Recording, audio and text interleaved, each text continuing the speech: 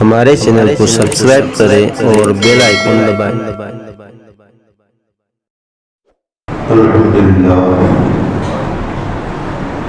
الحمدللہ کفى وسلام علی عباده الذین اصطفى اما بعد فاعوذ باللہ من الشیطان الرجیم بسم اللہ الرحمن الرحیم قل ان كان آباؤكم وأبناؤكم وإخوانكم وأزواجكم وعشيرتكم وأموال اقترفتموها تجارة تخشون كسادها ومساكن ترضونها أحب إليكم من الله ورسوله وجهاد في سبيله فتربصوا حتى يأتي الله بأمره والله لا يهدي القوم الفاسقين صدق الله مولانا العلي العظيم وبلغنا رسوله النبي الأمين المتين الكريم معزز محترم صحابة الكرام السلام علیکم ورحمۃ اللہ وبرکاتہ۔ ان اللہ وملائکتہ یصلون علی النبی یا ایھا الذین آمنوا صلوا علیہ وسلموا تسلیما۔ اللهم صل علی سیدنا ونبینا ومولانا محمد وعلى آله وأصحابه وبارك وسلم صلاة وسلام عليك يا سيدي يا رسول الله صلى الله تعالى عليه وسلم۔ حضرات گرامی،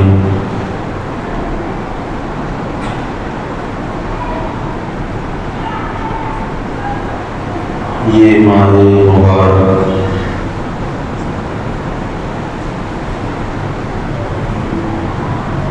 صفر المظفر، اس مہینے میں دیگر اولیاء کاملین کے اعراس کے ساتھ ساتھ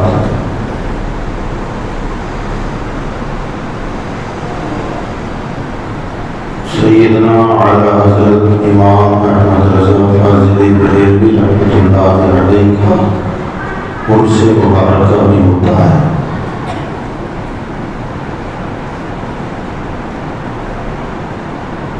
اعلیٰ حضرت فاضل بریلوی رحمۃ اللہ تعالی علیہ گویا کہ بر صغیر پاک و ہند کے مسلمانوں پر اللہ کا ایک عظیم انعام بن کر تشریف لائے۔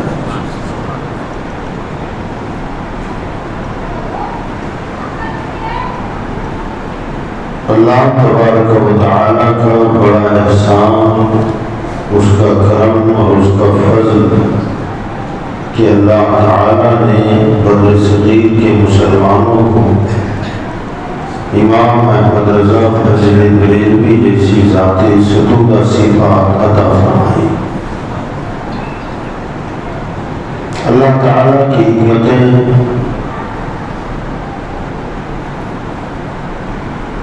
کہ وہ جس سے چاہتا ہے اپنے دین کا کام لے لیتا ہے۔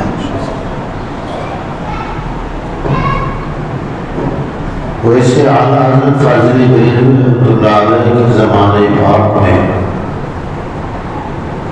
علماء کی بھی کمی نہیں تھی، خاندانوں کی بھی کمی نہیں تھی، شیوخ کی بھی کمی نہیں تھی،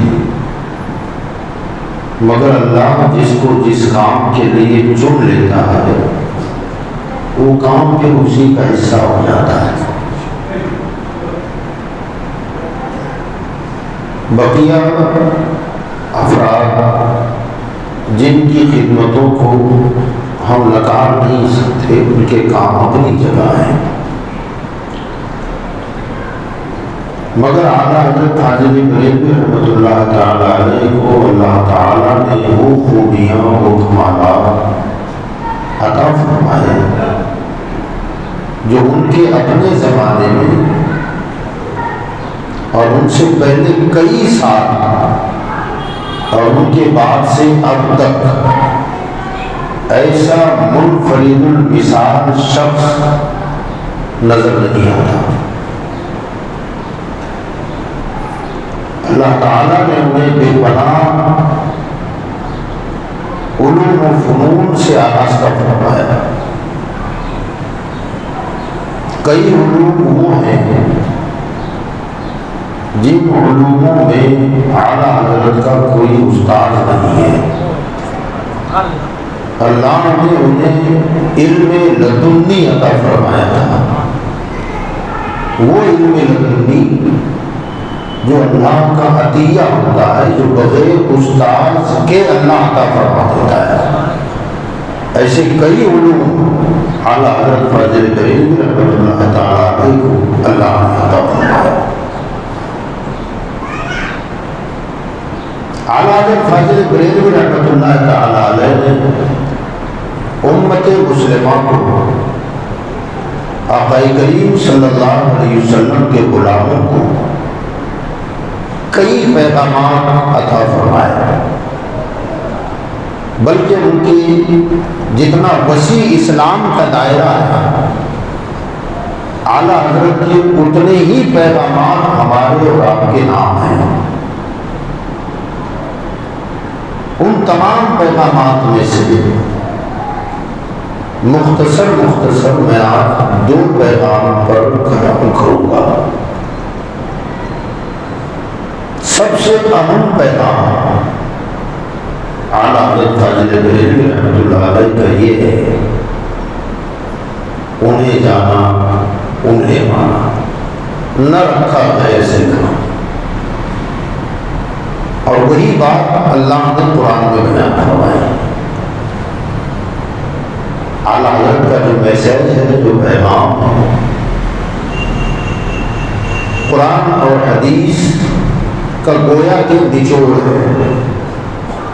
انہوں نے اپنی طرف سے کچھ نہیں کہا، جو کہا یا تو فرمان خدا تھا، یا فرمان مصطفیٰ تھا، یا اقوال صحابہ تھا۔ اسی پیغام کو انہوں نے جمع کر دیا جو بکھرا ہوا تھا۔ قرآن، حدیث، اقوال صحابہ، اقوال تابعین و تبع تابعین، ائمہ مجتہدین کے تمام تر اقوال جو اسلامی لٹریچر میں بکھرے ہوئے تھے۔ اب ظاہر بات ہے 1400 سالہ لٹریچر کو کھنگالنا اور کھنگال کے اس میں سے عطر نکالنا، یہ ہمارے اور آپ کے بس کا کام نہیں تھا۔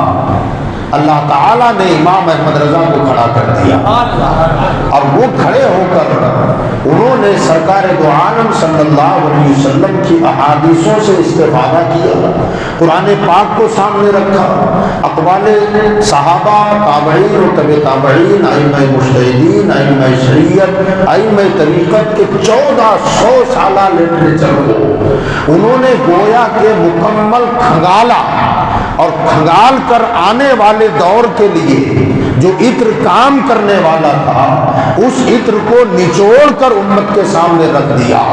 اور جب وہ عطر کا مشکبار گلدستہ ہمارے سامنے آیا تو اس زمانے کے بڑے بڑے اکابر علماء نے دیکھا کہ امام احمد رضا نے اتنی محنت شاقہ سے یہ عظیم عطر تیار کیا ہے، اگر اس عطر کو مسلمان استعمال کریں گے تو ان کا عقیدہ بھی بچ جائے گا، ان کا عمل بھی بچ جائے گا، ان کا ایمان بھی بچ جائے گا، ان کی دنیا بھی سنور جائے گی، آخرت بھی سنور جائے گی۔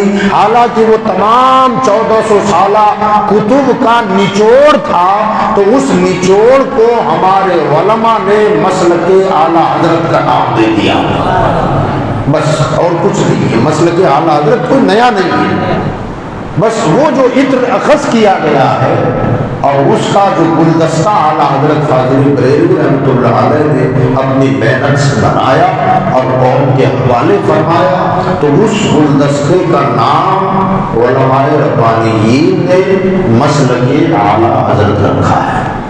اللہ قرآن میں ارشاد فرماتا ہے، اس پر ہمیں اور آپ کو بھی غور کرنے کی ضرورت ہے۔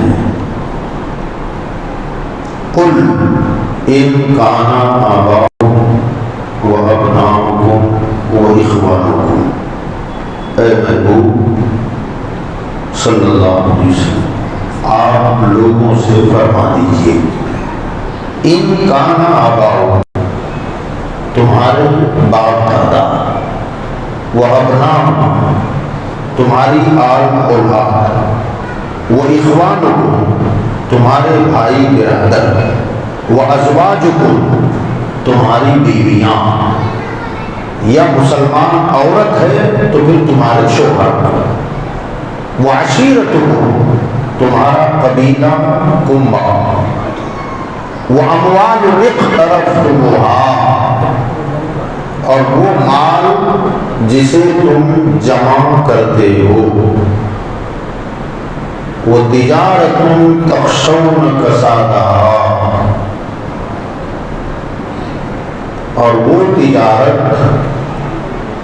بزنس جس کے خسارے کا تمہیں نقصان خوف لگا رہتا ہے، وہ مساکن ترضونہا اور تمہارے پسندیدہ مکانات۔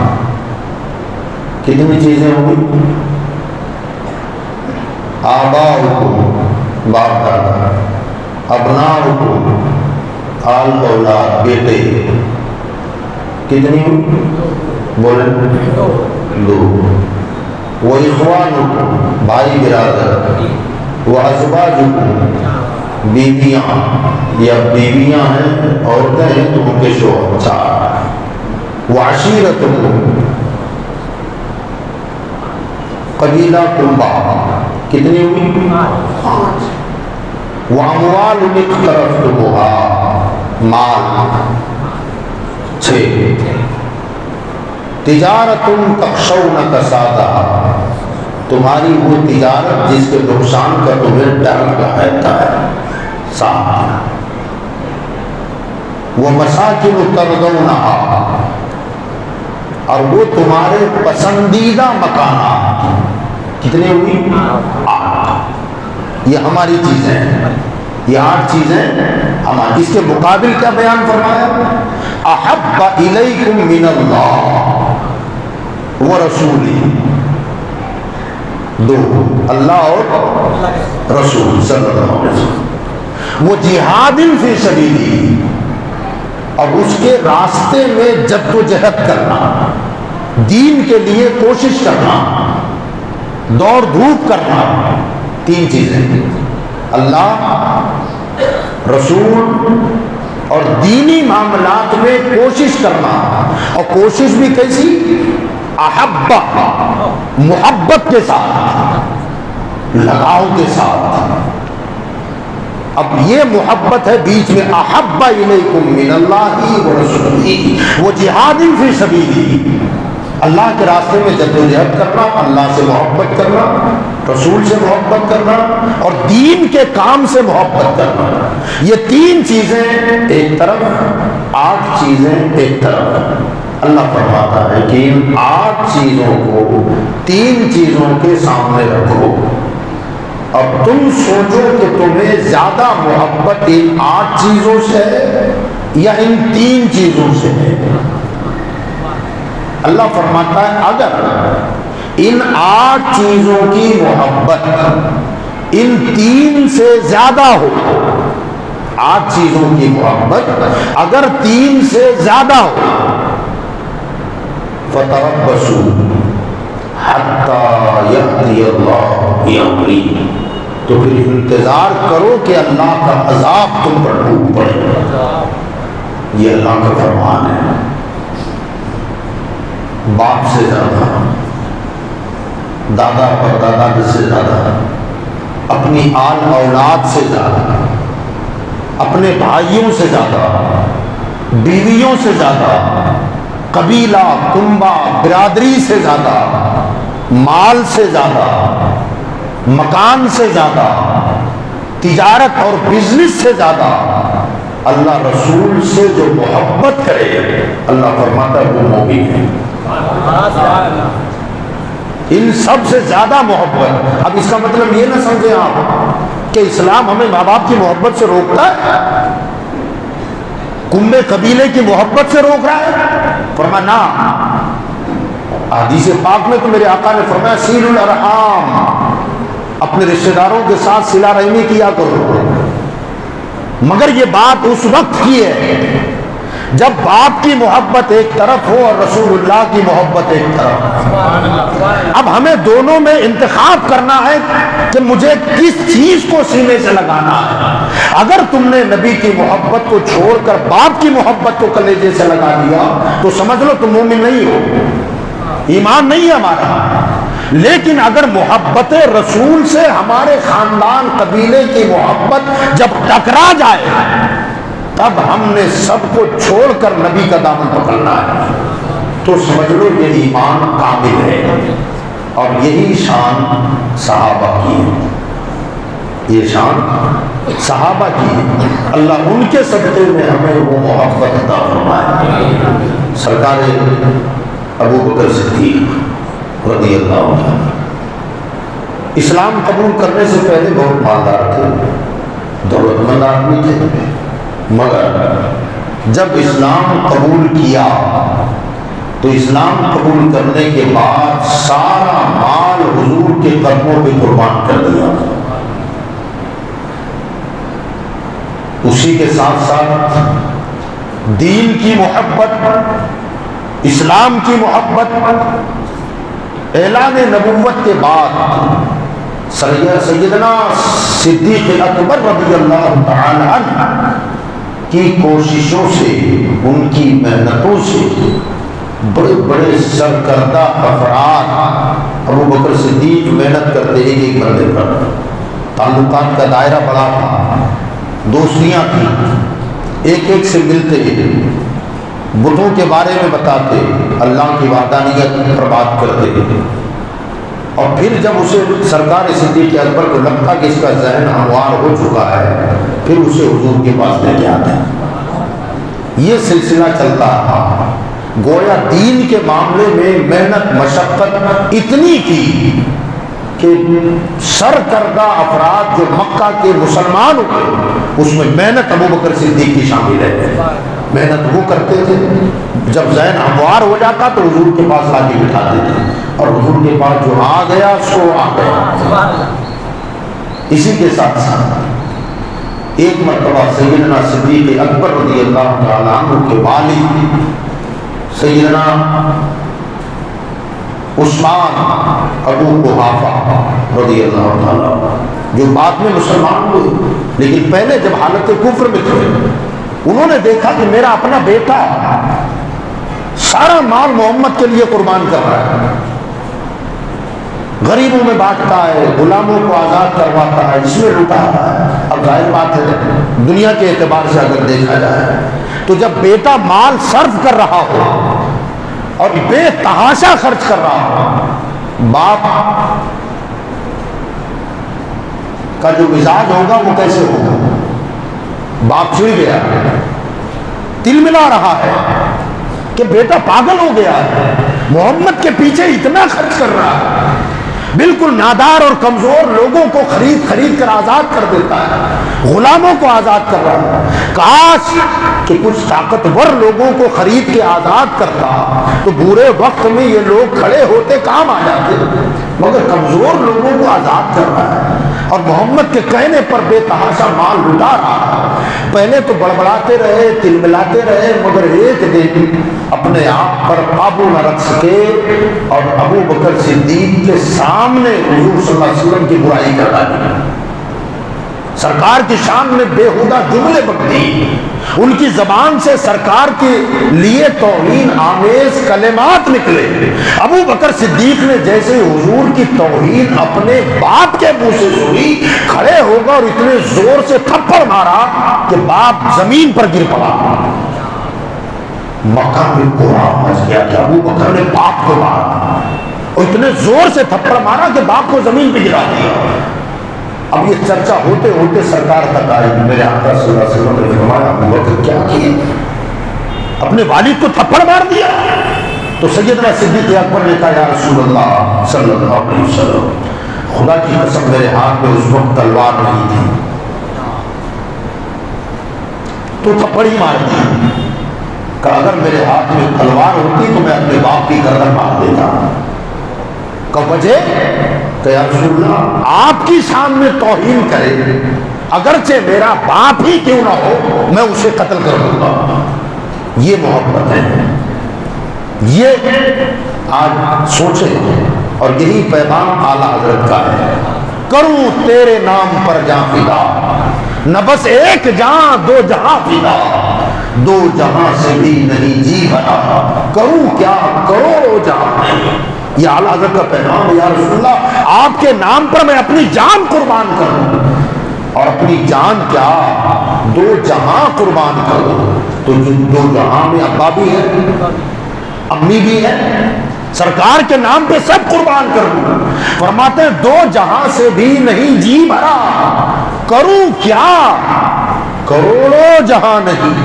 اگر کروڑوں جہان بھی ہو تو آمینہ کے لال کے قدموں پہ قربان کرنے کے لیے مت دیا۔ یہ آقا کے فضل بے کا پیغام۔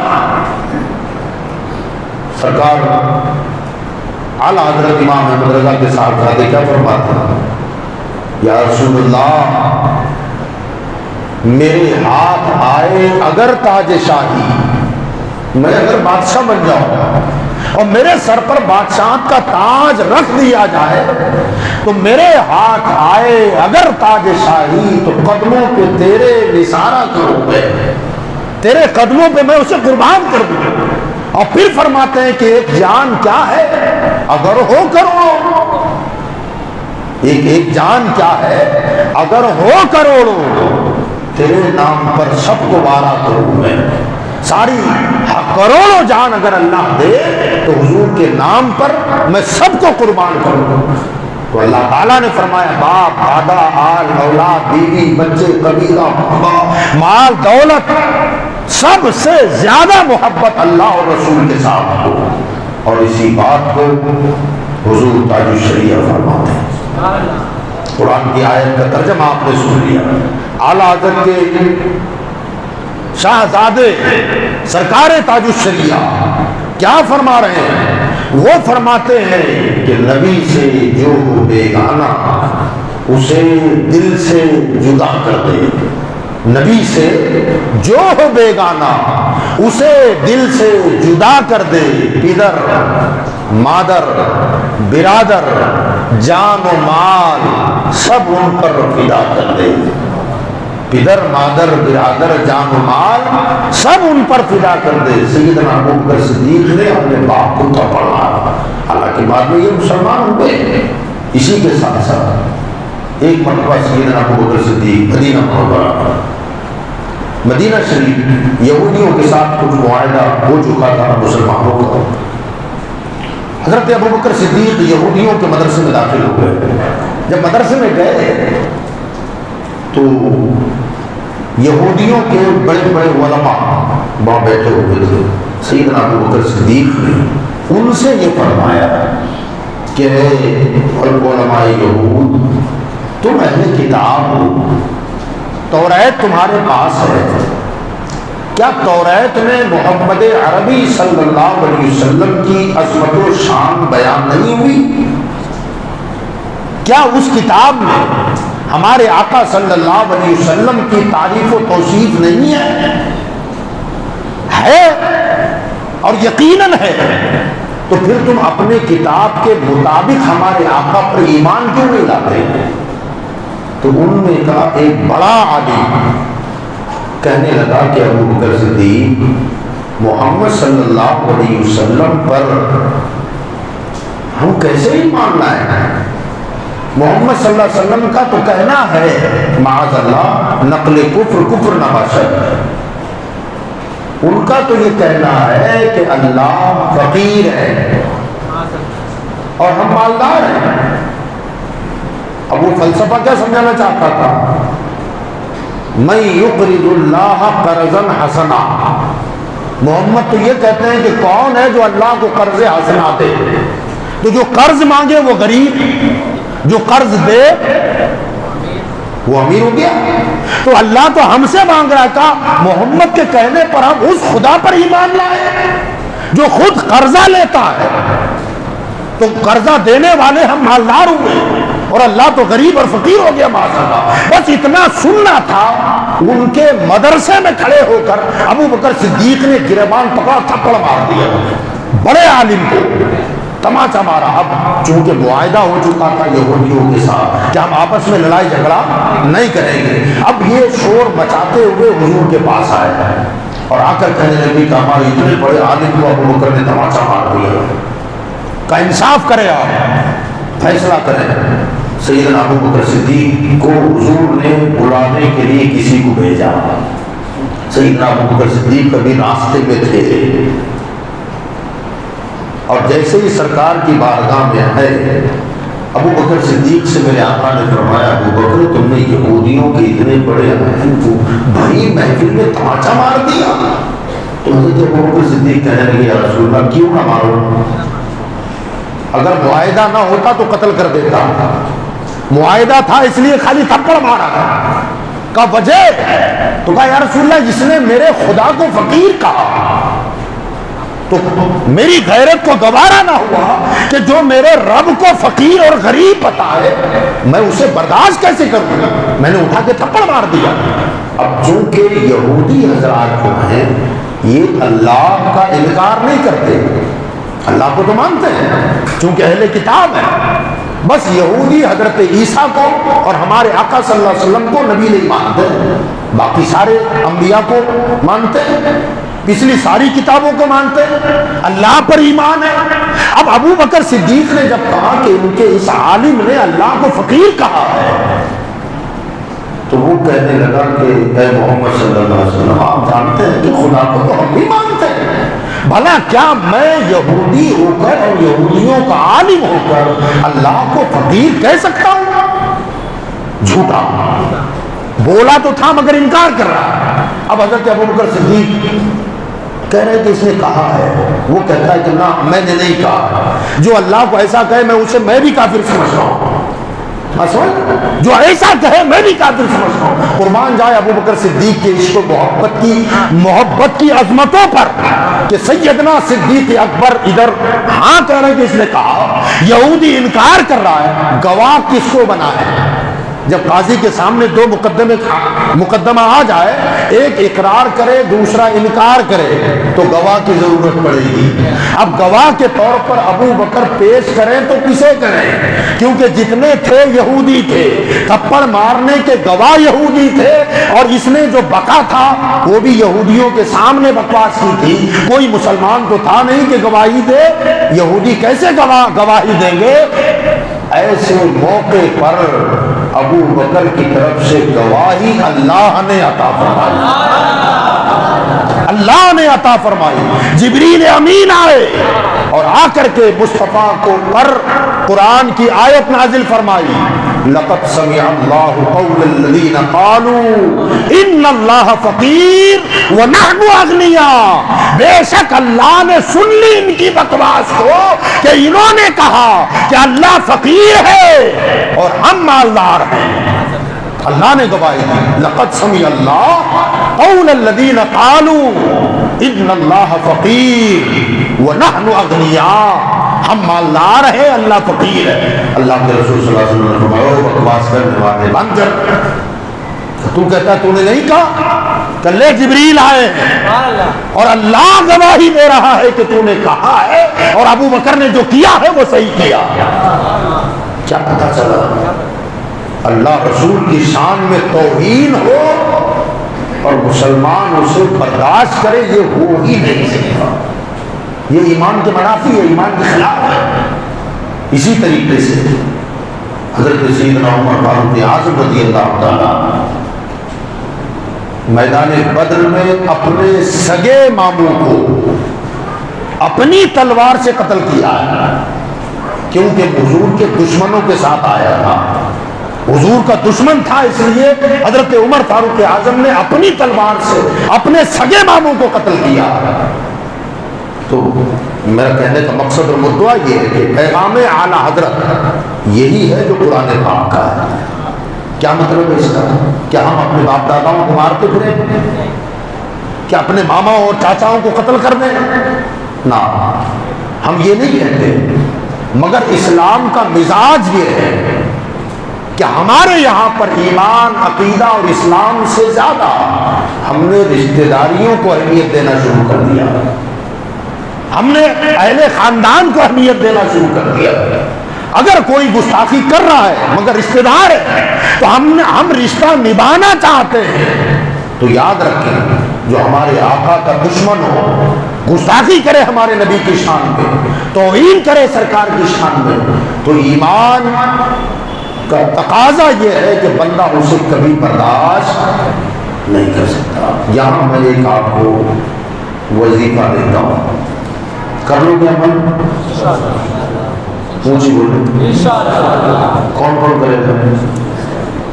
ماشاء اللہ، ہمت نہیں ہوتی نا، میرے چاچا نے حضور کی شان میں توہین کر دی تو مجھے رشتہ نڑتا ہے، یا چاچا ہے کیا بولوں۔ تو یہ کرنے کے لیے ہمت چاہیے آپ کو، کثرت کے ساتھ روزانہ کم سے کم 500 مرتبہ درود پڑھو، حضور کی ذات پر 500 مرتبہ پابندی کے ساتھ درود شریف پڑھنا شروع کرو۔ میں پورے یقین کے ساتھ ممبر پہ بیٹھا ہوں، اس کو عمل کر کے دیکھ لیں آپ۔ میں یہ دعویٰ کرتا ہوں کہ آپ کو کسی کو پوچھنے کی ضرورت نہیں پڑے گی کہ یہ گستاخ ہے کہ نہیں، گستاخ ہے یا نہیں ہے، پوچھنے کی ضرورت نہیں پڑے گی۔ میں وعدہ کر رہا ہوں آپ سے، دعویٰ ہے میرا یہ، روزانہ پابندی کے ساتھ 500 مرتبہ درود شریف کا نذرانہ حضور کی بارگاہ میں پیش کریں۔ اگر غلطی سے کوئی گستاخ سے ہاتھ ملا لیں گے نا آپ، ہاتھ، میں وعدہ دعویٰ کر رہا ہوں آپ کے بدن کے رونگٹے کھڑے ہو جائیں گے، آپ خود سمجھ لیں گے یہ میرے نبی کا گستاخ تھا، آپ کے بدن کے رونگٹے خود کھڑے ہو جائیں گے، پوچھنے کی ضرورت نہیں پڑے گی کہ یہ کون ہے۔ 500 مرتبہ پابندی سے درود و سلام پڑھیں آپ۔ اگر غلطی سے ٹرین میں، مارکیٹ میں، ایئرپورٹ پہ کہیں اگر ٹکرا جائے اور مسافہ لے لے، آپ کے ہاتھ سے ہاتھ جیسے ٹچ ہوں گے نا، ان کی توجہ ایسی ہوگی، مدینے والے کی توجہ ایسی ہوگی کہ میرے غلام تیرا درود ہم نے قبول کیا ہے، تو 500 مرتبہ مجھ پر درود پڑتا ہے، تیرا ہاتھ گستاخ سے ٹکرایا ہے، تیرے بدن کے رونگٹے کھڑے ہو جائیں گے، تم خود سمجھ لو گے کہ جو مجھے مل کے گیا یہ میرے نبی کا دشمن ہے۔ اس سے ہمت بھی آئے گی، طاقت آئے گی، حوصلہ بڑھے گا۔ اور اعلیٰ حضرت فاضل بریلوی رحمۃ اللہ تعالیٰ نے پوری زندگی یہی کام کیا۔ اعلیٰ حضرت ہم لوگوں سے برائی نہیں چاہتے نا، ان سے گستاخوں کی بات کر رہا ہوں میں، گستاخوں کی، مگر یاد رکھیے گا یہ سارے معاملات بد عقیدہ، بد مذہب، باطل فرقے والوں کے ساتھ، مگر جو حضور کا عاشق ہے، غوث و خواجہ و رضا کا دیوانہ ہے، تو سمجھ لو وہ مزدور بھی ہے۔ اگر مزدور ہے، آپ سیٹ ہیں، تب بھی وہ چپلوں میں بٹھانے کے قابل نہیں ہے، سینے سے لگانے کے قابل ہے، کیونکہ میرے نبی کا عاشق ہے۔ حضرت سیدنا عمر فاروق رضی اللہ تعالیٰ بادشاہ تھے، ابو بکر صدیق کے بعد خلیفۃ المسلمین بنے، مگر حضرت سیدنا بلال حبشی ان کا تعلق غلاموں کے ساتھ تھا، بکتے بکاتے رہے، مگر سیدنا عمر فاروق اعظم رضی اللہ تعالیٰ عنہ جب بھی حضرت بلال کو آواز دیتے تو ان کے جملے ہوتے، یا سیدی بلال، اے میرے سردار بلال، اے میرے آقا بلال۔ بادشاہ ہو کر غلام کو آقا کہہ کے پکار رہا ہے، کیا وجہ ہے؟ انہیں آقا بنایا کس نے؟ محبت رسول نے بنایا ہے، آقا کے پیار نے بنایا ہے۔ تو یہ میسج آج میں آپ تک پہنچانا چاہتا ہوں کہ ہماری نفرتیں، ہماری کدورتیں، ہماری دشمنیاں اگر کسی کے ساتھ ہیں تو وہ گستاخ رسول ہے، گستاخ اہل بیت ہے، گستاخ صحابہ ہے، اور اگر کوئی عاشق رسول ہے وہ ہمارا ہے۔ یاد رکھیں، چھوٹی چھوٹی بات میں نے کہا، ذاکر رضا نے کہا، بول گیا حافظ عبد الحکیم صاحب نے ایسا کیا، آپ نے ادھر بتا دیا، میں نے اتنا بتایا، آپ نے اتنا کر دیا، تیسرے نے اتنا کر دیا، چوتھے نے اتنا کر دیا، پانچویں تک، چھٹے تک، 25-50 تک جاتے جاتے یہ گمراہ ہو گئے۔ میرے بھائیوں ذرا سوچو، آپ یہ ہمارا مزاج ہو گیا ہے۔ بات ہم نے کی تھی غیر مستحب کی کہ یہ مکروہ فعل کرتے ہیں، مثال دے رہا ہوں آپ، انہوں نے مکروہ کام کیا تو میں نے بتانے والے کو بتایا کہ امام صاحب نے مکروہ فعل کیا، انہوں نے آگے بڑھا دیا مکروہ تحریمی کیا، اس نے تیسرے کو بتایا حرام کیا، اس نے چوتھے کو بتایا انہوں نے تو فرض کے خلاف کیا، پانچویں کو بتایا وہ تو گمراہ ہو گیا، نماز چھوڑ دو، نماز نہیں ہوتی۔ میرے بھائیوں اس سے سنیت بٹ رہی ہے، سنیت تقسیم ہو رہی ہے۔ میرے بھائیوں، کان نہم بنیان مرصوص، ضرورت ہے کہ ہم سیسا پلائی ہوئی دیوار بن جائیں، مگر کیا ہو گیا ہم کو، کیا ہو گیا؟ سنی سنائی باتوں پر حکم جاری کر دیا، اور سنا کون رہا ہے؟ حکم لگ رہا ہے عالم پر، اور گواہی دینے والا جاہل، گواہی دینے والا جاہل ہے، اور اس کے کہنے پر ہم نے کسی عالم پر تہمت لگا دی۔ ہم کو اتنی بھی غیرت نہیں آئی کہ اس عالم سے جا کے دو بات کر لیتے، باتوں کا خلاصہ ہو جاتا۔ کیا یہ ہم نے اپنے مسلک کو تماشا بنا دیا، معاذ اللہ رب العالمین۔ یاد رکھیں میرے بھائیوں، بلکہ بزرگوں کا تو کہنا کیا ہے معلوم ہے آپ کو؟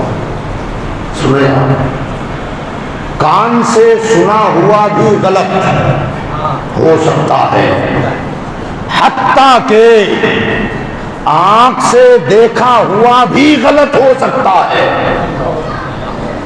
کان سے سنا بھی غلط، آنکھ سے دیکھا ہوا بھی غلط ہو سکتا ہے۔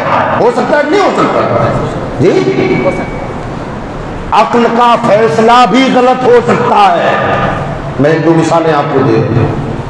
کان کا سنا ہوا تو غلط ہوتا ہی ہے، اکثر ہوتا ہے نا۔ میں نے کہا کچھ، آپ نے سنا کچھ، سنایا کچھ، اس نے اس کو کچھ۔ علامہ عبد المصطفیٰ اعظمی رحمۃ اللہ تعالیٰ، انہوں نے ایک جگہ پر لکھا ہے کہ ایک مرتبہ ایک صاحب کو صبح صبح قے ہو گئی، وامٹ کرنی ہوئی، تو اچانک جہاں انہوں نے قے کی تھی تو بغل سے ہوا چل رہی تھی، ہوا میں اڑ کر کچھ کالا کچھ تھا، پتہ نہیں کیا تھا، کالا اس کی اومیٹنگ میں آ کے گر گیا۔ وہ عورت نے دیکھا آ کے، ان کی بیوی نے کہا آپ کی وامٹ میں یہ کالا کیا ہے؟ اس نے اپنے پڑوس میں بتایا کہ میرے شوہر کو آج قے ہوئی، اس قے میں کچھ کالا کپڑا جیسا نکلا، یعنی مطلب وہ جادو کی طرف چلا گیا، کچھ کپڑا جیسا نکلا۔ تو ادھر بغل والی نے اس دوسرے مکان والی کو کہا کہ وہ فلاں کے شوہر کو صبح قے ہوئی، پتہ ہے کیا ہوا؟ کیا ہوا؟ کہ اس کی قے میں مرغی کا کالا بچہ نکلا۔ مرغی کا بچہ نکلا؟ ہاں۔ اس نے اس کے بعد والی کو بتایا کہ وہ فلاں فلاں کا شوہر ہے، اس کو قے ہوئی، تو اس کی الٹی میں بکری کا کالا بچہ نکلا۔ یہ تماشے ہوتے ہیں۔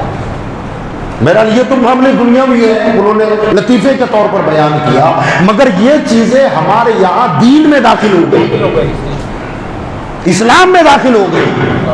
میرے بھائیوں یاد رکھیں، کان کا سنا ہوا تو اکثر غلط ہوتا ہے، اور بعض لوگ تو خالی تہمت لگا دیتے ہیں۔ عقل کا بھی بعض اوقات، ہماری نظریں بھی کیسی دھوکہ کھاتی۔ نظریں، آپ ٹرین میں بیٹھے ہوئے، ٹرین میں اکثر ہوتا ہے ایسا، آپ بیٹھے ہوئے ہیں اور باہر دیکھ رہے ہیں، آپ کا آدمی پانی لینے ناشتہ لینے پلیٹ فارم پہ اترا ہوتا ہے، اچانک بغل والی ٹرین چلتی ہے اور آپ شور مچا رہے ہیں جلدی کر، گاڑی چھوٹ گئی جلدی کر، آپ کی چھوٹی ہے گاڑی؟ آپ کی تو کھڑی ہے، مگر بغل والی گزرتی ہے تو لگتا ہے ہماری چل رہی ہے۔ یہ دھوکہ ہے کہ نہیں؟ دھوکہ ہے نا۔ اسی کے ساتھ ساتھ ایک واقعہ کہیں کسی کتاب میں پڑھ لی تھا میں نے، ایک بادشاہ، اس کا نوکر تھا خادم، بادشاہ کا خاص غلام، گھر کے اندر تک کی صاف صفائی وغیرہ وہی کرتا تھا۔ مہارانی اور بادشاہ جس کمرے میں سوتے تھے اس کمرے کی صاف صفائی کرنے کے لیے پہنچا، ایک دن روزانہ جاتا ہی تھا، صاف صفائی کرنے کے بعد بستر کو درست کر رہا تھا، رات کا وقت ہو چکا تھا، کمرے میں نہ بادشاہ تھا نہ اس کی اہلیہ تھی، بیگم بھی نہیں تھی۔ اب اس نے دیکھا کہ روزانہ یار بادشاہ سلامت کا بستر صاف سوکھ کرتا ہوں، جھاڑ جھپٹ کرتا ہوں، اتنا بہترین بستر ابھی کوئی ہے تو نہیں، ایسا سو کے دیکھ لیتے ہیں کیسا ہے۔ تو اس بستر پر یہ لیٹا، چادر بھی اوڑھ لی، بادشاہ کا بستر، بادشاہ کی رضائی، اور جیسے ہی لیٹا تو اسے نیند لگ گئی۔ اب جیسے ہی نیند لگی تو بادشاہ تو اپنے دربار میں تھا، اپنے کاموں میں مصروف تھا، اس کی اہلیہ آئی، اہلیہ نے آ کر کے اپنا کچھ کام جو بھی تھا وہ نپٹا کر یہ سمجھ رہی ہے کہ میرا شوہر سویا ہوا ہے، وہ آ کے بازو میں سو گئے۔ تھوڑی دیر کے بعد بادشاہ آیا تو اس نے دیکھا کہ میرے بیڈ پر دو آدمی سوئے ہوئے ہیں، سمجھ رہے ہیں آپ، سوئے ہوئے۔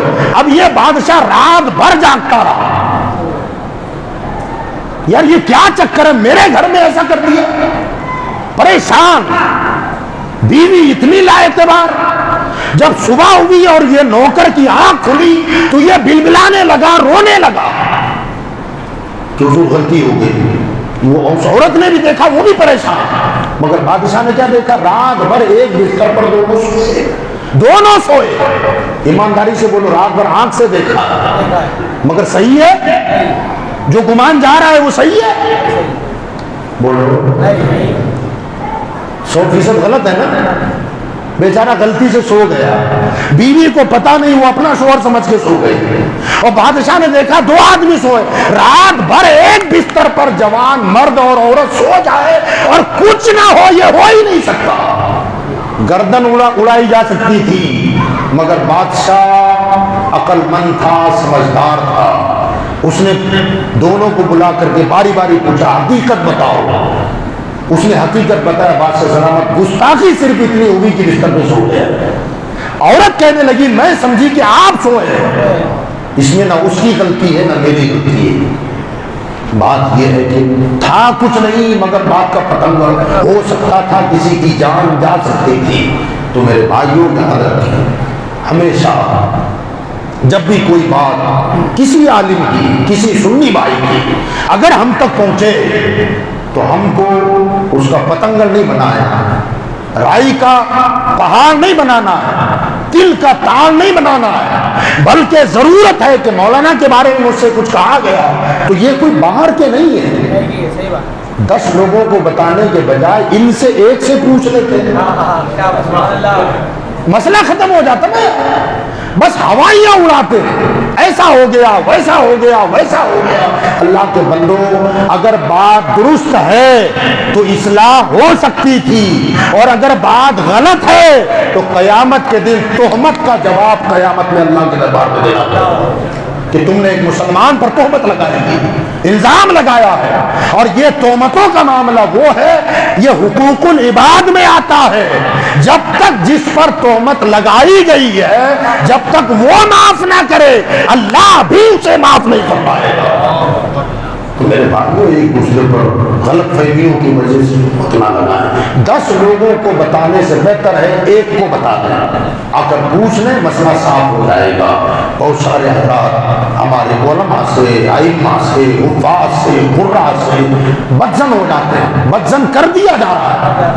بھائی بدزن کیوں ہو رہے ہیں آپ؟ کیوں بدگمانی ہو رہی ہے؟ قرآن میں اللہ ارشاد فرماتا ہے کہ لوگوں ان بعض الظن اسم، زیادہ گمان نہ کیا کرو، بعض گمان گناہ ہے، یہ ہے بدگمانی۔ قرآن کہتا ہے کہ بعض گمان جو بدگمانی ہے، یہ گمان کرنا گناہ ہے، پاپ ہے، لہذا کسی پر بدگمانی نہ کریں۔ شاید اس سے پہلے کبھی میں نے ایک بات بتائی تھی، حضرت سیدنا امام جعفر صادق رضی اللہ تعالیٰ فرماتے ہیں کہ ایک مرتبہ میں دریا کنارے گیا تو دریا کے کنارے پر ایک جوان حبشی تھا، حبشی، وہ ایک ادھیڑ عمر کی عورت کو لے کر گود میں لے کے بیٹھا ہوا ہے اور بوتل ہے اس کے ہاتھ میں، خود بھی پی رہا ہے، اس ادھیڑ عمر کی عورت کو بھی پلا رہا ہے، پھر رکھ دیتا ہے، پھر کبھی اس کے چہرے پر ہاتھ پھیرتا ہے، کبھی سینے سے لگاتا ہے، کبھی اس کے سینے سے ہاتھ گھماتا ہوا بدن کی طرف لے جاتا ہے۔ حضرت امام جعفر صادق انہوں نے دیکھا کہ کیا بندہ ہے یار، گھر نہیں ہے، چار دیواری میں جا کے کرتا اگر بیوی ہے، کیسا عیاش آدمی۔ فرماتے ہیں کہ اتنے میں دریا سے کشتی آ رہی ہے، اچانک دریا میں طوفانی لہریں آئی اور وہ کشتی بھور میں غرق ہو گئی، اس میں 8 آدمی تھے۔ اس نے فوراً اس عورت کو چھوڑا، دریا میں چھلانگ لگا دیا اور 7 لوگوں کی جان بچائی، اور حضرت سے کہتا ہے حضرت ایک کو آپ بچا لیں، 7 کو ہم نے بچایا، ایک کو آپ بچا لیں۔ تو حضرت امام صاحب فرماتے ہیں کہ میں نے کہا مجھے تیرنا نہیں آتا، تو فرمایا جب وہ نہیں آتا تو بدگمانی سے بھی بچو، اور پھر چھلانگ لگا کر 8ویں کو نکالا۔ اب فرماتے ہیں کہ یار یہ میرے دل کی بات جان گیا، آپ فرماتے میں بھی کھڑا رہا، وہ 8ویں کو نکال کے لایا اور کہنے لگا حضرت میں کوئی عیاش آدمی نہیں ہوں، میری ماں ہے، یہ جو خاتون ہے یہ میری ماں ہے اور یہ بیمار ہے، میں صرف اس کے ہوا خوری کے لیے، ہوا تبدیل ہو جائے اس لیے گھر سے اٹھا کر دریا کنارے لایا ہوں۔ اور آپ سمجھ رہے کہ یہ بوتل میں شراب ہے، یہ شراب نہیں، میرے گھر کا پانی ہے، میری امی کو پلا رہا ہوں کا زیادہ پیار اور محبت کی حقدار تو ماں ہے نا۔ امام صاحب دیکھ رہے ہیں، گود میں لے کے سینے سے لگا رہا ہے، چہرے پہ ہاتھ مسل رہا ہے، کبھی پیار کر رہا ہے، کبھی بوسے لے رہا ہے، مگر حقیقت کیا نکلی؟ عیاش تھا؟ نہیں، وہ کوئی عیاش عورت تھی نہیں، بلکہ یہ تو ماں بیٹے تھے، ماں اور بیٹا، مگر آدمی کا گمان کدھر چلا جاتا ہے۔ تو میرے بھائیو یاد رکھو، کسی عالم کے لیے یا کسی سنی بھائی کے لیے اگر کچھ چیز غلط دیکھو تو فوراً اس کا ڈھنڈورا مت پیٹو۔ مسلمان بھائیوں کے، ایمان والوں کے اگر عیب بھی ہے تو اس پر پردہ ڈالنے کی کوشش کریں، چھپانے کی کوشش کریں۔ جب دنیا میں بندہ اپنے مسلمان بھائی کے عیب پر پردہ ڈالتا ہے تو اللہ کا وعدہ ہے کہ قیامت کے دن میں تیرے عیبوں پر پردہ ڈال دوں گا۔ ہمارے کتنے گناہ ہیں، چھپ چھپ کے گناہ کرتے ہیں، قیامت کے دن سارا اوپن ہوگا، سب کے سامنے کھل جائے گا۔ اللہ فرماتا ہے میرے بندے کے عیب تو چھپا، قیامت میں تیرے عیب میں چھپا دوں گا، تیرے عیب میں چھپا دوں گا۔ اعلیٰ حضرت فرماتے ہیں میرے آقا کی شان میں، کہتے ہیں وسعتیں دی ہیں خدا نے دامن محبوب کو، وسعتیں دی ہیں خدا نے دامن محبوب کو، جرم کھلتے جائیں گے اور وہ چھپاتے جائیں گے۔ تو اپنے بھائیوں کے جرم چھپانا شروع کر دو، قیامت میں مصطفیٰ ہمارے عیبوں کو چھپائیں گے۔